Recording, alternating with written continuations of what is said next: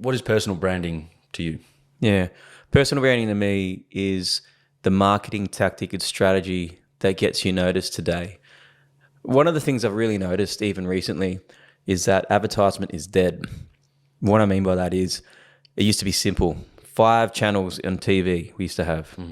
10, 9, 7, ABC and SBS, Sex Before Soccer. And then you had a few radio stations. And it was simple because there were certain primetime spots for every channel, and there were certain slots that you could buy into, and there were ad breaks to be able to advertise people to. And there'd be millions and millions of followers. So you just tune in, see Australian Idol, or see The Big Winner, or whatever it is. And obviously now that's changed. You got people who are paying 40% of Spotify subscribers now pay for ad-free advertisement things. Same for YouTube's going to that ad-free. Amazon Prime now have ads in it, so they're going to be adding that mid-July to be able to pay for ad-free on Amazon Prime. So where does that leave advertisement? Really? How do we... It's in a tough spot because they had millions of dollars budgeted aside to be able to blast people with their products. So, I mean, the data says if you've got customers that are millennials, 83% of millennials don't trust ads that come from the company that make them. So the best play is to be able to utilize influencers or people who are experts in a field to be able to infiltrate and to best represent that. That's why you see Logan Paul's coming out of nowhere. Like in 2 years, Logan Paul's Prime drink, is it Prime? Mm-hmm. Yeah, in 2 years, Logan Paul's Prime drink is competing with Gatorade. Yeah. And you've got Mr. Beast Festivals, which is now crazily competing with Hershey's. Is it actually? That's incredible. Yeah, it's coming for Hershey's. And you're seeing this branded personal brand alongside a company. And that's not because it's a trend. It's because what's the replacement therefore of these dying advertising channels? It's people are as big as at broadcast now. People are living, breathing broadcast and billboards now. So, that is the place. So for the little fella, but for personal branding, it's your way to be able to create trust. So if you're likable and you're more seen than your competitors, Harvard Business Review says about 71% of people trust you. If they like you, they'll choose you over everyone else. Wow. So it just increases the likelihood of being chosen over other. It increases the chances of you being chosen over other people. Mm. So you've mentioned the smaller guys. So, that's easier in context of a Logan Paul, millions of followers, Mr. Beast, millions, hundreds of millions or whatever. Like, sure, personal brand, like that context there, like they could pretty much sell anything. Like a Joe Rogan, he could come out and be like, I'm selling these vitamins. They're going to go off the shelves. They're going to fly. Where does that come into then the up and coming brands? Is it they just need to leverage more of the people that already exist with that brand? Mm-hmm. Is that what you mean? I think people are familiar with local advertising. So radio, magazines, what type of reach, what type of expectation would you have if you put $3,000 a month behind a radio spin?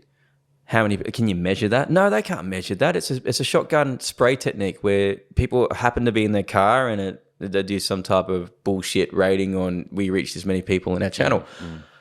I think if you're a local business, you got to be thinking, I don't need 5,000 to 10,000 followers locally. What would be a really great number that I would need to be able to keep filling my clientele up? And it might be following of 5,000 to 3,000. And it's really specific to your area and you're attaching your Instagram and your TikToks to the area code that you're in if you're a mixed bricks and mortar business. So I think it's an easy paradigm shift is just replacing traditional with personal branding with what would work. Like we just swap out the radio and print for digital. Yeah. Do you think like there's a time and a place for that at all now? Or is that like industry dependent, whether you would still look for the billboards? Because like you walk out, I'm from Adelaide, there's not much advertising going on there, yeah. But you come in here and I'm walking around and, I walked through the city before, headphones off and just absorbed a little bit. And it's a thing. Is that just because those companies are just so stuck in their ways, they're just like not agile enough to shift quickly? Or is there some reason to continue to do that? Oh, there is a play for traditional advertising if you know your customer so well. We call that customer-centric marketing. So if your customer is outdoors, say if you're a cafe and you've got a lot of cafes along the highway and you're basically a pit stop. You're in servos and things like that. Billboards are amazing. They're better than digital ads for people because it's like 7 kilometers, come and stop. Great reminder. Thanks a lot. That is literally a representation of a digital ad. When you're swiping through, it's like an ad pops up. You weren't looking for it, but saying, hey, we exist. Cool. And that happens to be a good fit with you if the data lines up. So I think the big companies still advertise in these traditional ways for a reason. McDonald's and Apple reportedly invested around 2 to 3% of their top line into advertisements, which is in the billions or the high hundreds of millions. But why would they advertise when they're the number one?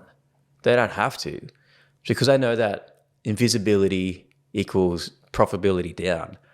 Like, we forget people so quickly. Like, people forget that they are so forgettable. Like, where's Katy Perry? Where's X actress now? It's like, well, they only did a movie 3 years ago, but they're like so yesterday. Because I mean, there's stats that even suggest that we forget celebrities in 2 weeks. Well, so can you imagine, like, how many times do we need to remain in people's consciousness to be considered being chosen? So the big brands do it for a reason. So therefore, the question isn't, should I invest? The question shouldn't be, where should I do it? It's like, no, you should bloody do it, and you need to choose what channels your customers are in. So with the personal brand, like, say, I know you've talked about like the CEO, his name's flick my head, CEO of Apple at the moment has more followers. Tim Cook, has more followers than Apple, the business does. Does that personal brand that really stands at the front need to be the CEO, or does it need to be a sole person, or could it be a group that are just filtering throughout the whole system? There's a couple of plays here. So in personal branding, okay, if people are demanding a real person at the front of a company, you can be the founder and you can definitely stand in front of it. The founder will be probably the most committed and the least likely to quit. And they might not be marketable, but here's what I think. Most of the best experts aren't known at all. We actually haven't heard of them yet because they've been too busy for years, and I don't blame them, going, I don't want to stand in front of freaking TikTok and do a dance or whatever you want me to do. Like, what the frig? Like, I just want to be a good business owner and get my job done and just let my actions speak.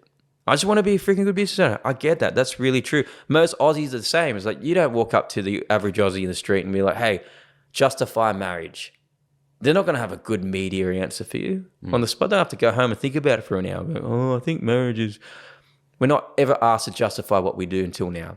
So the business owner might be the most qualified, most experienced, have the most wisdom, but they're least marketable because they're awkward. They haven't done the reps. Head over to Jordan Checker Podcast to get the full exclusive experience.